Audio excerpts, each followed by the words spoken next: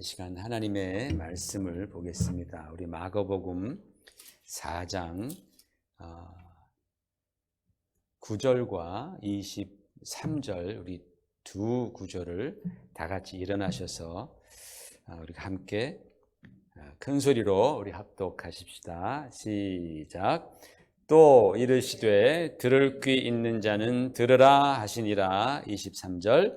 들을 귀 있는 자는 들으라. 아멘. 앉으시기 바랍니다. 지난주에 우리는 올해 2023년에는 예수 그리스도의 복음으로 충만한 한 해가 되자라는 말씀을 들었습니다. 그래서 주의 복음으로 우리의 영혼도 축복받고 또 우리 교회도 복음으로 다시 서는 그런 한 해가 되었으면 좋겠습니다. 그러면 성도님들 중에서 이런 질문을 하실 분이 계실 겁니다. 도대체 어떻게 해야지 복음으로 충만한 삶을 살 수 있을까요? 라는 질문을 하겠죠. 굉장히 시의적절한 그런 질문입니다.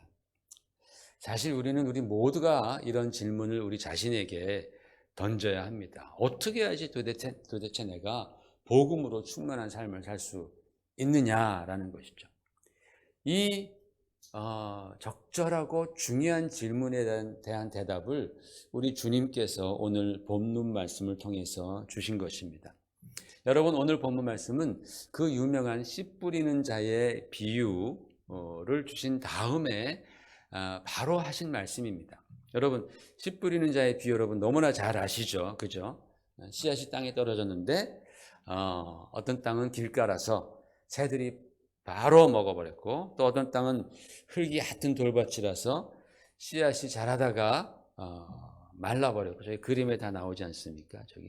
저게 씨 뿌리는 자의 비유의 그림입니다. 그리고 또 어떤 땅은 가시떨기 나무가 우거져서 처음에는 씨앗이 잘 자라다가 여러 가지 기운에 막혀서 열매를 맺지 못하였는데, 그에 비해서 좋은 땅에 떨어진 씨앗은 저 그림에서 보는 것처럼 저렇게 잘 자라서 100배, 60배, 30배의 열매를 맺었다. 결실을 맺었다. 그 비유 여러분 여러 번 들어가지고 너무 잘 알고 싶지 않습니까? 그런데 예수님께서는 이 비유를 모든 비유들 중에 가장 기본이 되는 비유다라고 말씀을 하십니다. 그래서 이 비유는요, 정말 우리들에게 더욱더 중요한 비유, 정말 깨달아야 하는 비유다라는 겁니다. 여러분, 이 비유가 주는 교훈의 핵심이 무엇입니까?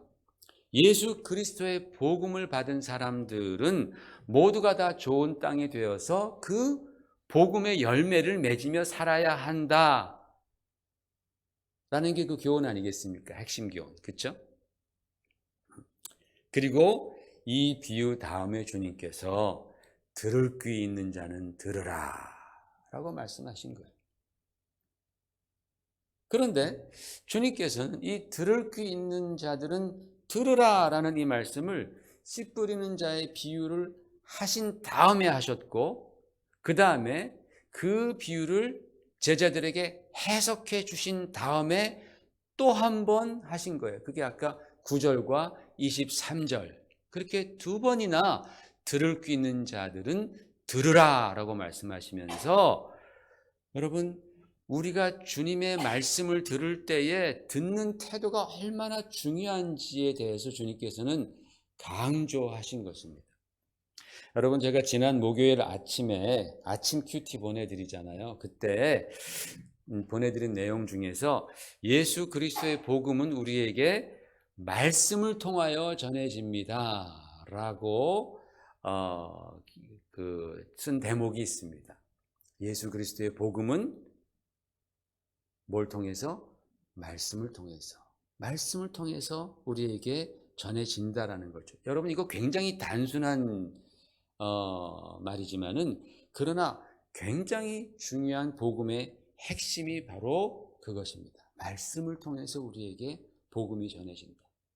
여러분, 저와 여러분 모두가 다 복음으로 충만해지기를 원합니다. 그런데 그 복음이 우리에게 말씀으로 전달되었기 때문에 우리는 반드시 하나님의 말씀, 즉 성경 말씀을 사랑하고 부지런히 읽고 묵상하는 삶을 살아야 하는 것이죠. 하지만 성경 말씀을 우리가 간과하게 될 때 우리는 절대로 복음의 사람이 될 수 없어요. 하나님의 말씀을 무시하면서 살아갈 때에 우리는 절대로 복음으로 충만해질 수가 없습니다. 그렇게 되면 우리 주님께서 주시는 그 은혜와 기쁨과 행복과 만족의 그 넓이와 깊이와 높이를 우리는 체험할 수 없게 되는 거예요. 그렇게 되면 우리가 아무리 복음의 열매를 맺으며 살아가고 싶어도 그게 잘 안 됩니다.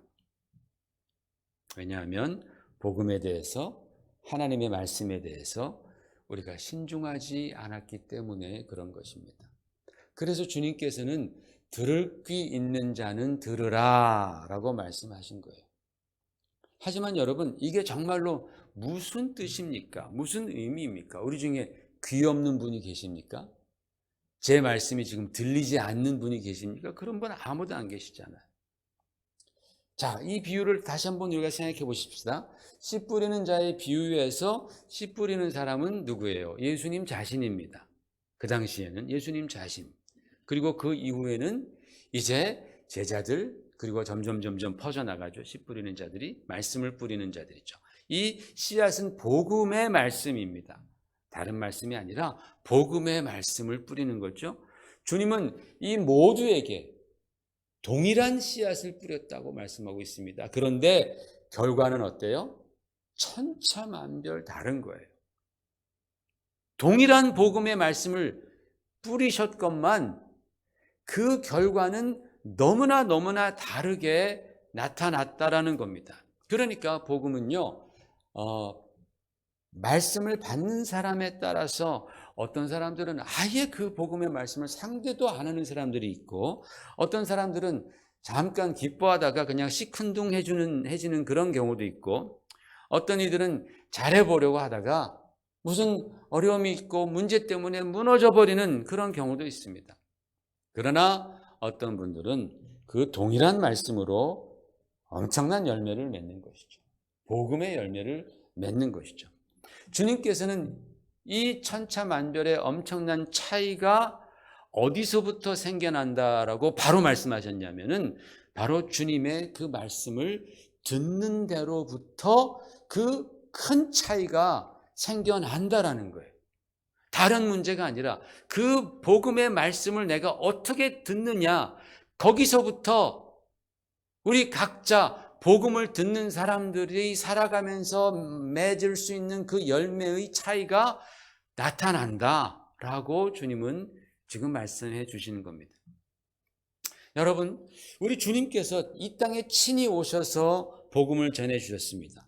그 이후에는 주님의 그 기라성 같은 주님의 제자들이, 그리고 그 다음에는 사도 바울과 같은, 예수님부터 직접 배우지 못했지만 그러나 예수님을 다메섹 도상에서 그렇게 만나서 성령으로 말미암아 영감으로 그렇게 주님을 배운, 복음을 들은 그런 제자들이 복음을 전파했습니다. 그러나 여러분, 성경을 보십시오. 기독교 역사를 보십시오. 아무리 복음을 전하면 뭐합니까? 예수께서 직접 전하셔도 아예 귀를 막고 상대를 안 하던 사람들이 그 시절에도 존재했다라는 거죠. 사도 바울과 같은 그러한 엄청난 그러한 그 지식이 있는, 지금으로 말하면 막 닥터죠.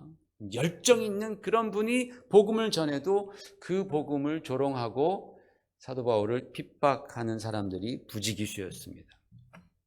하지만 어떤 사람들은 정말 그 복음을 단순한 마음으로, 기쁨으로 받아들이고 마음에 보존해서 마침내 예수 그리스도의 교회를 세우는 데 큰 보탬이 된 그런 많은 그리스도인들도 있었다는 것이죠.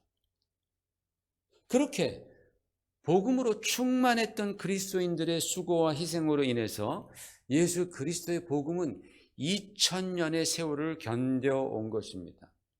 그리고 오늘 우리의 귀에까지 들려지게 된 것이죠. 자, 그렇다면 그렇게 귀하게 전해진 복음의 말씀을 듣는 우리들은 과연 어떤 사람들이 되어야 하겠느냐? 당연히 그 복음의 말씀을 잘 듣고 복음의 열매를 맺고 그리고 영혼들을 구원하면서 교회의 성장에 보탬이 되고 밑거름이 되고, 그래서 우리 주님께 영광을 돌리는 그런 성도가 되는 것입니다. 근데 여러분, 이것이 다 내 힘으로 되는 것이 아니라 복음의 힘으로 되는 거예요. 예수 그리스도의 복음의 능력으로 되는 것입니다. 그렇기 때문에 우리는 복음을 들을 수 있는 귀가 있어야 한다라는 게 주님의 말씀입니다.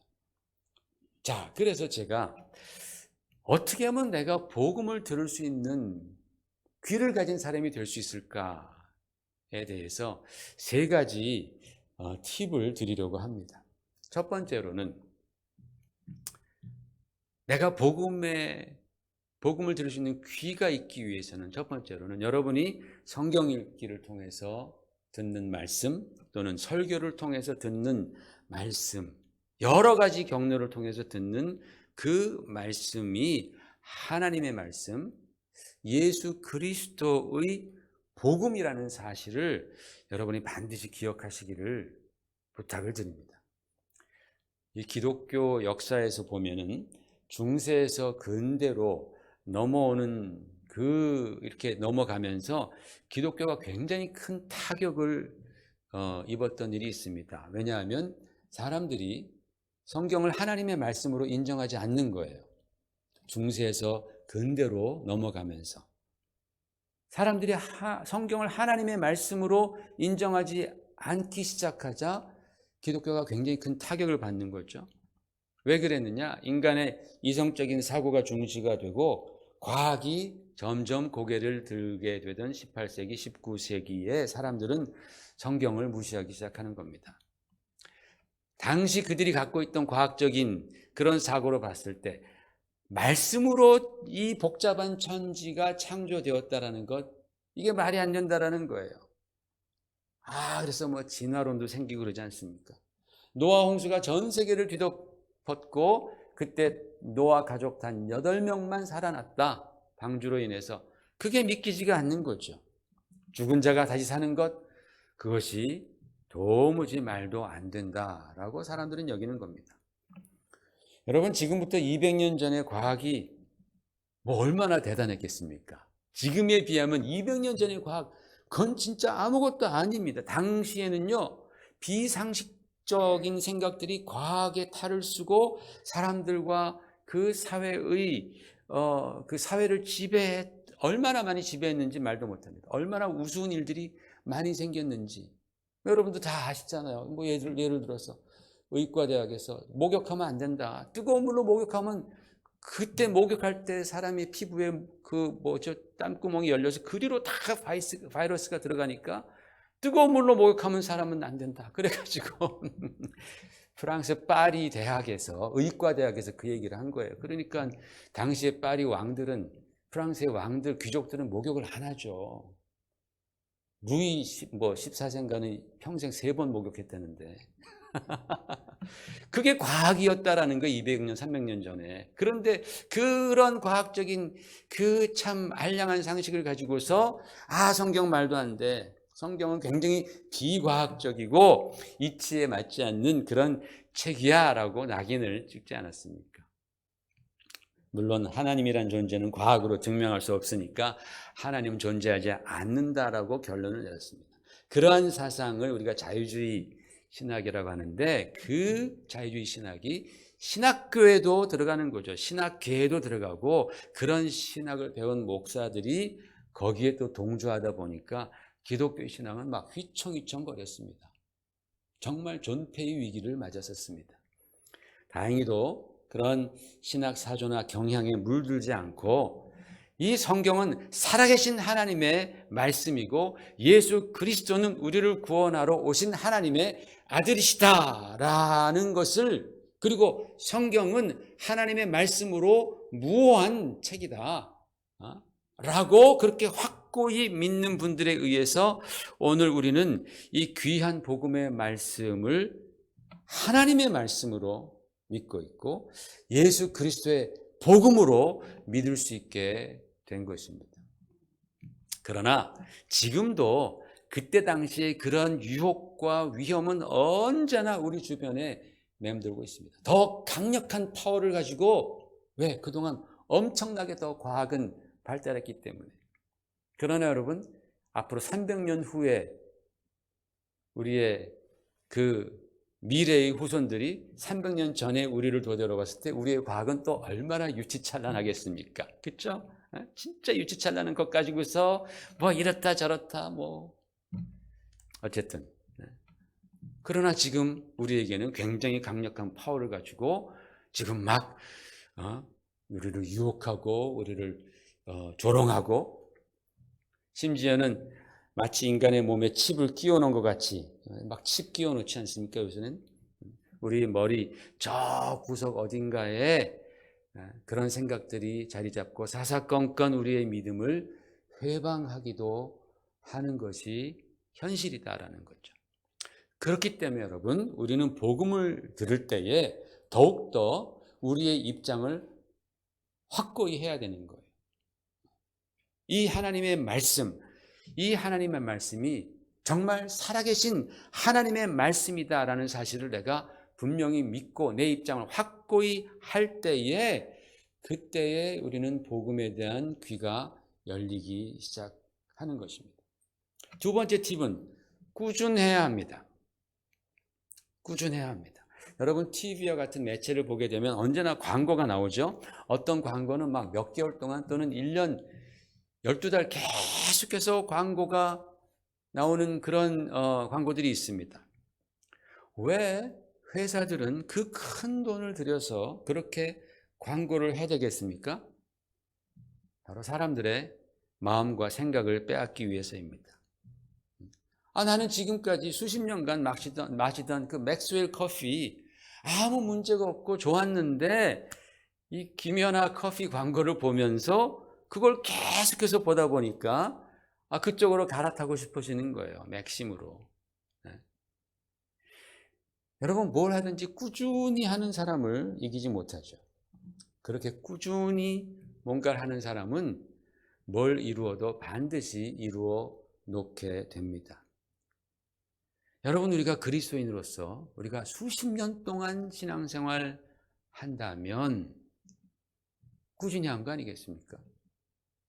그렇다면 우리가 뭔가를 이루어도 이루어내야 되지 않겠습니까? 복음의 열매라는 것은요, 복음을 꾸준히 접하고 대할 때에 나도 모르게 맺히는 그런 진주와 같은, 그러한 보석과 같은 영적인 예술적인 열매라고 저는 생각을 합니다. 나도 모르게 복음의 열매가 맺히는 거예요. 때가 되면 맺히는 겁니다. 꾸준할 때. 예전에 이런 다큐가 있었습니다. 자세히 디테일까지는 생각이 안 나는데 대충 이런 내용입니다. 시골에 어떤 할머니가 계셨는데 이분이 젊어서 실명을 한 거예요. 그래서 약 거의 40년이 되도록 소경으로 이제 살아오신 할머니입니다. 그런데 이분이 일상적으로 하시는 일이 너무나 신기해서 방송을 타게 된 거예요. 이제 그 할머니가 사시는 동네에서 고추 농사가 이제 끝나게 되면 뭐 고추가 산더미 같이 쌓이겠죠. 그런데 이 할머니가 하시는, 이 소경 할머니가 하시는 일은 뭐냐면 그 고추 중에서 빨간 고추와 파란 고추를 구분해서 따로 놓는 일이었습니다. 안 웃겨요, 여러분? 소경 할머니인데 빨간 고추와 파란 고추를 구분해서 놓는 거예요. 그래서 이 다큐 TV가 이 소경 할머니가 빨간 고추와 파란 고추를 너무나 실수 없이 잘 구분하는 것을 보니까 기가 막히더라는 거예요. 그래서 저분이 소경인데 너무나 놀라서 이제 할머니께 다가가서 살짝 귓속말로 속삭이면서 물어봤습니다. 할머니, 어떻게 할머니 안 보이는데 이 빨강색과 파랑색을, 녹색을 구분할 수 있습니까? 할머니 무슨 비결이라도 있으세요? 라고 물었습니다. 그랬더니 할머니가 한참 동안 대답을 안 하시는 거예요. 그래서 이 PD가 다시 한번 할머니 그 비결을 가르쳐 주셔도 제가 할머니 하시는 일 그거 안 뺏을 테니까 그거 말씀해 주시지 않을래요? 그랬더니 할머니가 주저주저 하면서 하시는 말씀이 다 내 손의 감각이지 그렇게 말하는 거예요. 빨간 고추와 파란 고추를 꾸준히 오랫동안 만지다 보니까 그 차이를 알겠더라고 라고 말씀하는 거예요. 일반인들은 잘 몰라요. 아무리 만져도. 근데 이분은 그렇게 꾸준히 오랫동안 거기에 집중해서 만지다 보니까 이 빨간 고추와 파란 고추가 그게 아마 다른가 봐요. 이 매끌매끌한 뭐 그런 게. 그걸로 구분을 하더라는 거예요. 여러분, 눈이 안 보이는데 꾸준히 그 일을 하다 보니까 그분의 손에 그 고추의 색깔을 구분하는 눈이 열린 거예요. 할렐루야. 여러분, 우리가 그리스도인들인데 다른 것은 몰라도 적어도 복음에 대한 눈, 복음에 대한 귀가 열려야 되지 않겠습니까? 세상 돌아가는 건 너무나 잘 알고 다 알면서도 우리가 하나님의 말씀을 모른다면, 복음에 대한 귀가 막혀 있다면, 눈이 멀어 있다면, 우리는 몇십 년 동안 신앙생활한 성도로서, 그리스도인으로서 좀 부끄러운 일이 아니겠습니까? 그러므로 여러분, 모든 성도들은 다 복음을 듣는 귀가 열려 있어야 하는 것입니다. 우리가 만일 꾸준하게 복음을 읽고 묵상하고 듣는다면 우리 역시 복음의 눈도 열리고 또 복음의 귀도 트여서 정말 복음의 열매를 맺는 그런 능력 있는 성도의 삶을 살게 될 줄로 믿습니다. 우리가 뭐 지금 다 소경이라는 게 아니에요, 여러분.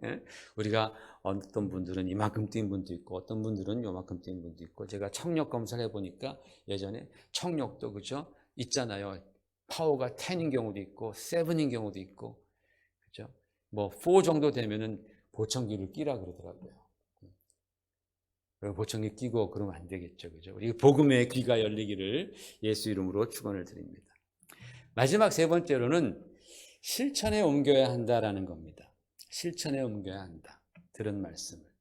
여러분, 히브리어로 듣다라는 단어는 샤마라고 합니다. 근데 이 샤마에는 듣다라는 의미와 또 순종하다라는 의미가 있습니다.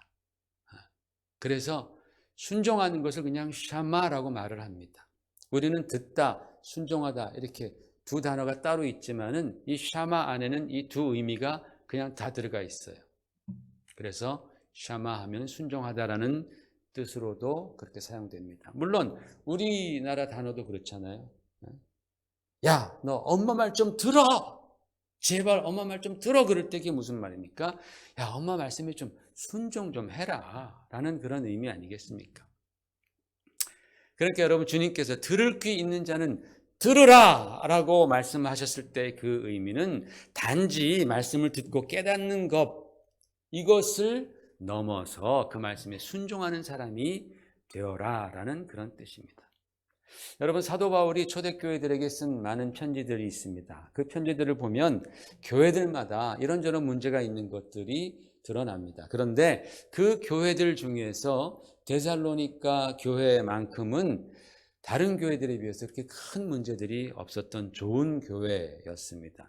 말씀 잘 듣고 또 잘 배우고 그랬기 때문에 교회적으로 큰 문제가 없었던 것 같아요. 그런데 그 데살로니가 교회보다 더 많은 칭찬을 받은 사람들이 있었으니 우리 사도행전 17장 11절 같이 한번 읽어보십시다. 자, 사도행전 17장 11절 시작. 베레아에 있는 사람들은 데살로니가에 있는 사람들보다 더 너그러워서 간절한 마음으로 말씀을 받고 이것이 그러한가 하여 날마다 성경을 상고함으로 그 중에 믿는 사람이 많고 또 헬라인의 귀부인과 남자가 적지 아니하나 그랬어요. 이 베레아 지역에 살던 사람들은 성경을 간절한 마음으로 듣고 마음에 새겼고 그 말씀이 정말 그러한가 해서 날마다 성경을 상고했다라고 성경은 기록하고 있는데, 여기서 상고했다라는 그 단어의 그리스어 헬라어가 아나크리노입니다. 이 아나크리노는 조사하다, investigate 또는 시험하다, examine 또는 판단하다, judge라는 그런 뜻을 가지고 있습니다. 그러니까 여기서 말한 상고했다라는 게 그냥 가만히 앉아서 묵상하다라는 그런 의미가 아니라 정말 그런지 안 그런지 그 말씀을 내가 실천하면서 이 복음이 진리인지 아닌지를 확인했다라는 그런 뜻입니다.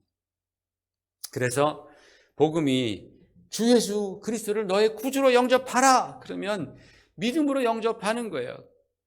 영접하고 나니까 성령께서 역사하시는 거예요. 내 안에서 막 기쁨이 넘치고 마음에 평강이 임하는 거예요. 하나님의 자녀가 되는 막 확신이 들기 시작하는 거예요. 복음이 하라니까, 거기 순종하니까 역사가 일어났다라는 거죠. 복음이 남을 용서하라고 하니까 내가 일단 용서해 보고 보는 겁니다. 그러니까 놀라운 역사가 일어나는 거예요. 그 사람도 살고 나도 사라지는 거예요. 내 영혼도 막 살아나고 은혜가 넘치는 거예요. 야, 용서가 이렇게 큰 기쁨이 있구나, 은혜가 있구나 깨닫게 되는 거예요. 복음이 범사에 감사하라 라고 하니까 내가 지금 힘든 터널, 어려운 터널을 지나고 있다 하여도 감사하는 거예요. 하여튼 감사하고 보는 겁니다. 그렇게 꾸준히 감사하다 보니까 내 인생이 변하는 거예요. 정말 변하는 거예요. 감사의 제목들이 더 샘솟듯 충만해지는 거예요. 너무 기쁘고 감사한 거예요. 아직 그 힘든 터널은 빠져나오지 않았는데 하나님의 역사로 말미암아 그 안에서도 감사하고 기뻐하고, 그 전에 그 터널에 들어가기 전에 막 원망 불평이 있었던 것보다 더 감사한 삶을 살 수 있다라는 거죠. 와, 이 복음이 진짜구나 라고 그렇게 examine 했다라는 거예요. 순종했다라는 겁니다. 여러분, 이렇게 들은 말씀에 순종하는 것이 바로 예수님께서 말씀하시는 들을 귀 있는 자가 되는 비결입니다. 사랑하는 성도 여러분, 예수 그리스도의 복음은요, 들었다고 해서 다가 아닙니다. 듣는 각자에게 이제 책임이 넘겨지는 거예요. 우리가 책임감을 가지고 우리 자신의 삶에 그 복음이 접목되고 역사하도록 우리가 기도하며 힘써야 합니다. 그러기 위해서 다시 정리해 드립니다. 우리가 올해 계속해서 듣게 될 그 복음의 말씀들이 하나님의 아들 예수 그리스도의 복음, 정말 귀한 복음, 나의 인생, 나의 삶 가운데 정말 너무나 중요한 그 생명과 기쁨과 만족과 행복과 회복을 가져다주는 그 귀한 하나님의 아들 예수님의 복음이라는 사실을 여러분 꼭 믿으십시다. 말씀을 읽을 때도 또 말씀을 들을 때도 여러분 꼭 내가 지금 이 말씀은 생명의 말씀이구나, 그 믿음을 가지고 말씀을 여러분 들으십시다. 그리고 우리가 복음의 귀가 트이고 복음의 눈이 열릴 때까지 복음의 말씀을 꾸준히 정말 더 적극적으로 그 말씀을 우리가 받아들이는 거예요. 여러분, 복음을 받아들이고 복음을 듣는다라는 것은 예수 그리스도 자신을 내가 받아들이고 그분 자신을 만난다라는 거예요. 그렇게 여러분, 그렇지 않습니까? 복음이 곧 그리스도의 복음인데 내가 복음을 사랑한다라는 것은 주님을 사랑한다라는 것이고, 내가 복음을 꾸준히 듣는다라는 것은 내가 꾸준히 주 예수 그리스도를 만난다라는 그런 의미 아니겠습니까? 우리가 꾸준히 할 때 우리의 복음의 귀가 열리고 그리고 복음의 눈이 뜨여질 줄로 믿습니다. 그리고 마지막으로 복음이 우리에게 주시는 말씀에 하나하나 순종해 갑시다. 한꺼번에 다 순종하기 어렵죠. 그죠? 그러나 내가 순종할 수 있는 것들이 있잖아요. 점점 확장해 나가는 겁니다. 하나하나 확장해 나가면서 내 자신을 극복하고, 그게 안 되면 또 기도하고 또 극복하고, 그래서 정말 주님께서 원하시는 복음의 사람으로서 복음의 열매를 저렇게 100배, 60배, 30배 맺어가는 그런 여러분들, 저와 여러분 되시기를 주의 이름으로 축원을 드립니다. 같이 기도하십시다.